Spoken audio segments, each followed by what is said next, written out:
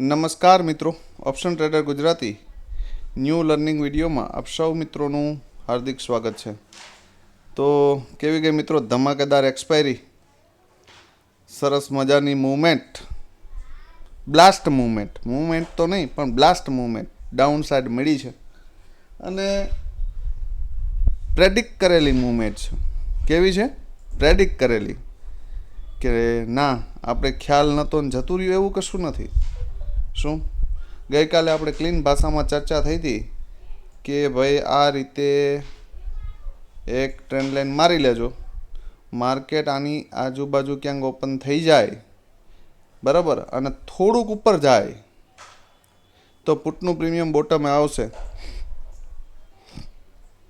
અને એ પછી આ ટ્રેન્ડ લાઈનનો જો બ્રેકડાઉન થયું આ રીતે એમ ક્રોસ થતો એનો બરાબર, તો એક જેકપોટ મૂવમેન્ટ આપણે ડાઉન સાઈડ જોવા મળી શકે. મેં તો અહીંયા આના બ્રેકડાઉન પછી જ કીધું હતું કે જો આ અહીંયાથી આ લેવલ બ્રેક થયું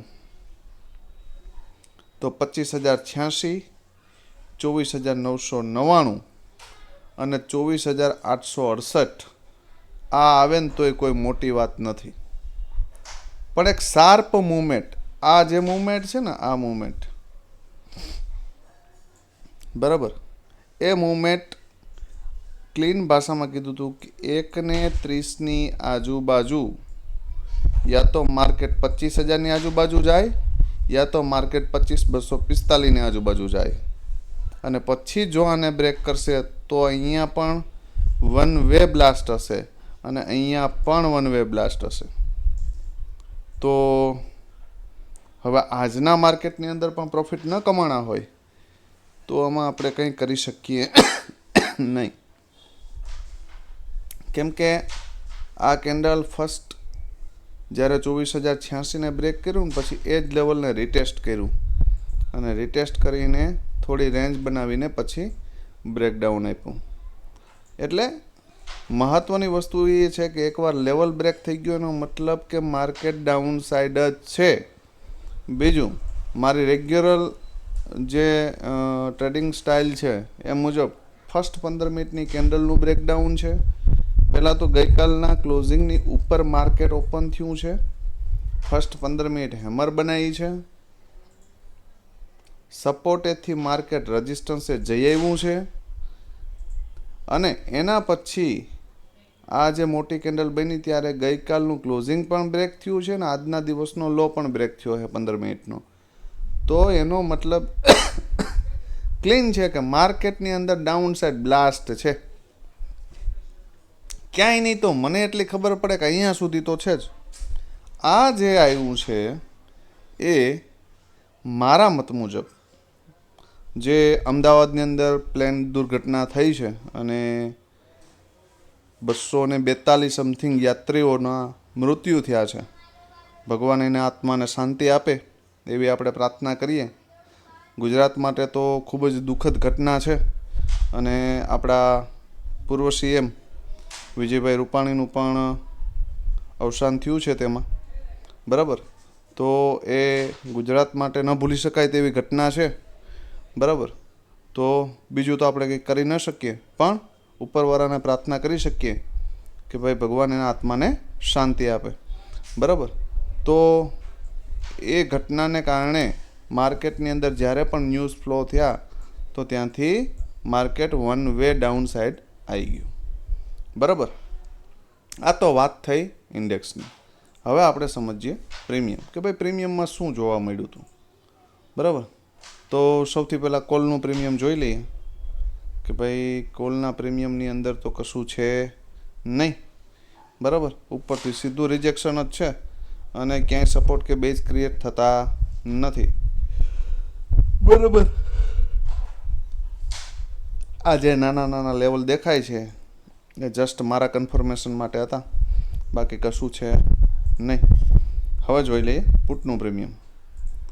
હવે પુટના પ્રીમિયમની અંદર શું જોવા મળ્યું છે ભાઈ?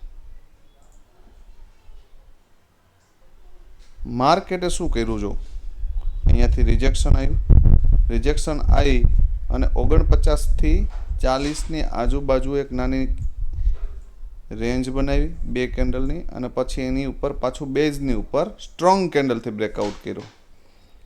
ઠીક છે, આપણે અહીંયા હું એવું નથી કહેતો કે ભાઈ અહીંયા તમારો એસએલ મોટો થાય છે તમે એન્ટ્રી લો. ના ભાઈ ના, જરાય નહીં. શું કામ? બરાબર.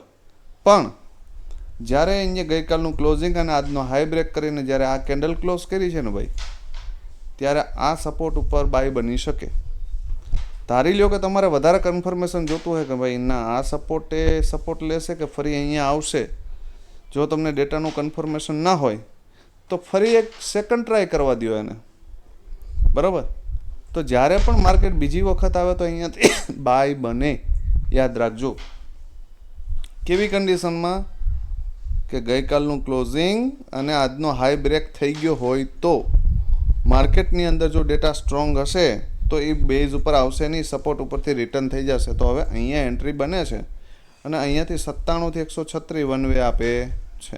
એના પછી પાછું પણ લગભગ 76 થી 136 આપે છે. એના પછી 97 થી પાછું 136 આપે છે. ફરી પાછું 97 થી 136 આપે છે. કેમ કે માર્કેટનો ડેટા સ્ટ્રોંગ નેગેટિવ હતો. બરાબર. અને ત્યાર પછી અહીંયાથી બ્રેકઆઉટ કરે છે. બરાબર. તો આ બ્રેકઆઉટ પછી જ્યારે થયો છે ત્યારે એક નાનું પ્રીમિયમ ગોતવાનું હોય. જ્યારે આવી બ્લાસ્ટ પોઝિશન હોય ને ત્યારે આની અંદર એન્ટ્રી તો તમારી બનતી જ નથી. કેમ કે આની અંદર એન્ટ્રી લઉં તો તમારો એસએલ અહીંયા આવે છે. એવડો એસએલ લેવાય નહીં. તો શું કરાય? તો કે નાનું પ્રીમિયમ ગોતી લેવાય. 20, 15, 20ની આજુબાજુ હાલતું હોય એ લેવાય. બરાબર. 10 રૂપિયાની આજુબાજુ હાલતું હોય એ લેવાય. કે આ આપણા માટે હીરો યા તો હીરો યા તો ઝીરો. બરાબર. મેં ગઈકાલે ક્લીન ભાષામાં કીધું હતું જો 25,000નું લેવલ બ્રેક થયું તો 5-10 રૂપિયાવાળા પ્રીમિયમ 100 થી 150 જતા વાર નહીં લાગે. ચેક કરી લેજો 950નો પુટ.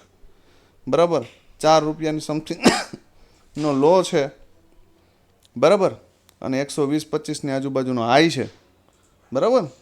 તો એમનેમ કોઈ સ્ટેટમેન્ટ ના આપ્યો હોય વિડીયોની અંદર તો થોડું સિરિયસ લેવું આ બધી બાબતો.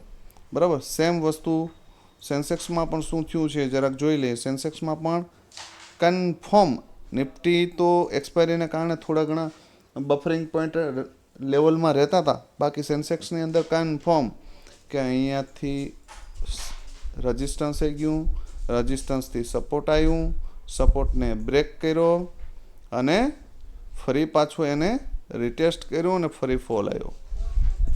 બરાબર. આપણે આ લેવલ આપ્યા છે. બરાબર. અહીંયા નાનું લેવલ આપ્યું છે તો એ નાના લેવલની અંદર માર્કેટે રેન્જ બનાવી છે. બરાબર. તો આ વસ્તુ યાદ રાખજો. કોઈ પણ લેવલનું મહત્ત્વ શું છે એમ. એક્ઝેક્ટ 102 એટલે એક્ઝેક્ટ 102થી બાઉન્સ. બરાબર. તો આ બધી વસ્તુ વિચારજો. આ લેવલને પણ માર્કેટે બ્રેક કર્યું છે તો રિટેસ્ટ માર્યું છે. અહીંયા દેખાય છે. તો આ બધી વસ્તુ સમજવા જેવી છે. હવે જોઈ લઈએ આપણે પુટનું પ્રીમિયમ અને ત્યારબાદ આવતીકાલે શું થશે એના પર એક નજર નાખીએ. બરાબર. આજે વિડીયો થોડો લેટ થઈ ગયો છે પણ આપણે કોઈ ઉતાવળ છે નહીં. પુટનું પ્રીમિયમ એક્ઝેક્ટ બેઝ ઉપરથી બાઉન્સ 406થી સીધું 657. ભાઈ આટલી સહનશીલતા તો આપણામાં હોવી જોઈએ. યા તો ટોપ ઉપર નીકળી જાઓ ફરી બોટમની રાહ જો. આવા ટ્રેન્ડિંગ માર્કેટની અંદર વોલેટિલિટી રહેવાની તો શું કરવાનું? તો કે ટોપ ઉપર નીકળી જાઓ ફરી પાછું બોટમ આવે તો ફરી બાય કરો. ફરી અહીંયા નીકળી જાઓ ફરી બોટમ આવે તો ફરી બાય કરો. પછી 1-2 વખત નીકળી ગયા પછી કોસ્ટ ટુ કોસ્ટ એસએલ રાખીને શાંતિથી બેસો. જાય તો ઠીક છે, બાકી ભલે અહીંયા આવીને એસએલ ખાઈ જાય. શું વાંધો છે? બરાબર. તમે આવડા પોઈન્ટ લઈ લીધા પછી થોડું બલિદાન દેવાનું શીખો. બરાબર. તો સરસ મજાનો 1100 સુધીનો ટાર્ગેટ મળ્યો છે. 2x 3x પણ થયું છે ભાઈ. બરાબર. તો હવે આ મુવમેન્ટ પણ જો ન લઈ શકો તો મારા ખ્યાલ મુજબ માર્કેટને અલવિદા કરી દેવું જોઈએ. બરાબર. સૌથી પહેલાં જોઈ લઈએ આપણે નિફ્ટી. હવે જો ભાઈ નિફ્ટી માટે 24,915 કી લેવલ છે. કેવું લેવલ છે? 24,915. બરાબર. જ્યાં સુધી આની ઉપર ન નીકળે ત્યાં સુધી કોલનું વિચારવું નહીં. બિલકુલ નહીં. બરાબર. પણ 24,915ની ઉપર જશે તો મારા મત મુજબ 25,000 વન વે બતાવી દેશે 25,046, બરાબર, જ્યાં સુધી મારું નોલેજ કામ કરે ત્યાં સુધી. અને એની ઉપર જશે તો 25,165 માર્કેટ માટે હવે સ્ટ્રોંગ રેઝિસ્ટન્સ છે, યાદ રાખજો, બરાબર. હવે આ લેવલ એટલી જલ્દી બ્રેક થશે નહીં. જેમ 25,000 નહોતું થતું ને એમ હવે આ ઉપર નહીં થાય. આ મગજમાં ફિટ કરી લેજો. ડાઉન સાઈડ માટે 24,828, 24,828 જો આ લેવલ બ્રેક થયું તો 24,706 સરસ મજાનું બતાવી દેશે, બરાબર. સારો એવો ટાર્ગેટ છે. 100 પોઈન્ટ એટલે કંઈ ખોટું નથી એમાં. અને જો 24,706 બ્રેક થયું તો ભાઈ 24,600 પણ આવશે, 24,500 પણ આવે તો કોઈ મોટી વાત નથી, બરાબર. અહીંયા સુધી માર્કેટ આવી શકે, પણ એના માટે 706 ને બ્રેક કરવું પડે વિથ પ્રાઇઝ એક્શન. માર્કેટ ધારી લ્યો કે ડાયરેક્ટ અહીંયા ક્યાંક ઓપન થયું અને જો અહીંયા ગયું અને ફરી આ લો બ્રેક થયો તો સમજવાનું કે આ લેવલ આવશે, બિંદાસ આવશે, બરાબર. પણ જો અહીંયાથી ડાઉન ઓપન થયું, ઉપર ગયું, ફરી અહીંયા આવીને જો આ લેવલનો સપોર્ટ લઈ લીધો તો આ રેન્જમાં ફસાવી દેશે. કાલે શુક્રવાર છે, બરાબર, તો શુક્રવારે મોસ્ટ ઓફ સાઇડવેઝ માર્કેટ હોય છે. તો લેવલ ઉપર ધ્યાન રાખજો ક્યાંથી શું કરવું. અપસાઇડ જશે તો આ લેવલ પાર કરે તો જ આ આવશે, નહીંતર અહીંયા ધારી લ્યો કે ગેપ અપ ઓપન થયું અને જો અહીંયા આવ્યું અને ફરી અહીંયા વચ્ચે રમાડી દીધું તો જય સિયારામ, અહીંયા સુધી આવશે. બાકી વિશેષ કાંઈ છે નહીં, બરાબર. પણ ધારી લ્યો કે આ રેન્જમાં જ ઓપન થયું પછી અપસાઇડ કે ડાઉન સાઇડ ક્યાંય બ્રેક કરે તો સારી એવી ઓપોર્ચ્યુનિટી એક અહીંયા સુધી, આમાં અહીંયા સુધી છે. આ લેવલ બ્રેક થયા પછી જેકપોટ અને ઉપરમાં આ લેવલ બ્રેક થયા પછી જેકપોટ 25,046 અને 25,700 આ બંને લેવલને બ્રેક કર્યા પછી જ જેકપોટ બંને બાજુ મળી શકે, નહીતર નહીં, બરાબર. યાદ રાખજો આ વસ્તુ. હવે જોઈ લ્યો એક કોલનું પ્રીમિયમ. કોલના પ્રીમિયમ પાસે ખાવા પીવાનું એક બેઝ તો ન કહેવાય પણ એક પોઈન્ટ છે 119. ખરેખર આ પ્રીમિયમમાં બાઇંગ માટે વિચારવું હોય તો 151ની ઉપર જ વિચારવાનું. અહીંયા તો જસ્ટ શું કહેવાય ક્લોઝિંગ છે, આ ક્લોઝિંગ એરિયા છે. જો ગઈકાલના ક્લોઝિંગને બ્રેક ન કરે ને તો આપણે આના વિશે વિચારશું, પણ જો આને જ બ્રેક કરીને ઓપન થયું તો આપણે આને ભૂલી જશું, બરાબર. પણ યાદ રાખજો 151ની ઉપર કોઈ કેન્ડલનું ક્લોઝિંગ આવ્યું, બરાબર, તો 220 અને 253 આ દૂર નથી. આ મગજમાં ફિટ કરી લેજો, બરાબર. 100 પોઈન્ટ અહીંયાથી પણ છે વન વે, બરાબર. હવે ધારી લ્યો કે આ પ્રીમિયમ ડાઉન ઓપન થયું અને પછી અહીંથી આની ઉપર ક્લોઝિંગ આવ્યું નાની એવી કેન્ડલથી, તો એક એટેમ્પ અહીંયા મારા 151 સુધી, અને જો 151ને બ્રેક કરી દઈને તો બલિદાન દઈ દેવાય. કેમ કે માર્કેટ માટે યાદ રાખજો, માર્કેટ માટે ડાઉન જવાનું હવે જો કોઈ નેક્સ્ટ નેગેટિવ ન્યૂઝ ના આવે. એક ઇઝરાયલવાળા ન્યૂઝ ફ્લો થાય છે પરમાણુ હુમલાના, બરાબર, અને એક આપણા પ્લેન ક્રેશવાળા જે ન્યૂઝ છે એ પણ આપણા માટે નેગેટિવ છે.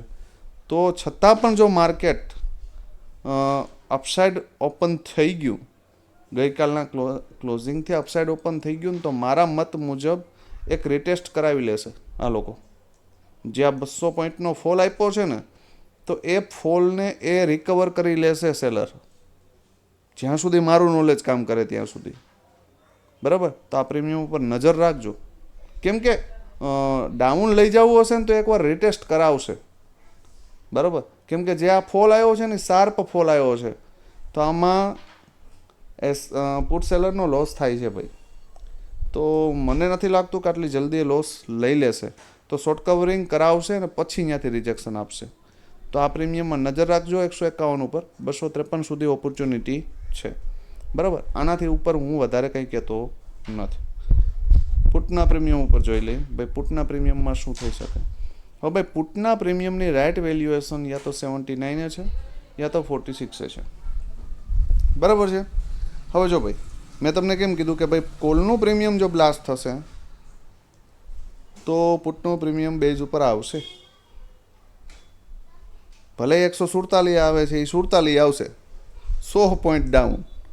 તમને એવું થતું હશે સાહેબ ગપ્પા ના મારો, પણ થાય છે આવું ભાઈ. એટલે કહું છું કે આની રાઇટ વેલ્યુએશન યા તો 80 એ છે ને યા તો 46 એ છે. બરાબર. તો નજર રાખજો, અહીંયા સારી એવી ઓપોર્ચ્યુનિટી અહીંયા સુધી તો મળી જ જશે. આ બે એરિયામાંથી ક્યાંય પકડો ને તો હું તો એમ કહું છું કે 46 પકડો હોય ને 79 ઉપર નીકળી જાય ને તો બલિદાન દઈ દેવાય. 116 અને 162 સુધી ટાર્ગેટ મોટો લેવાનો ભાઈ.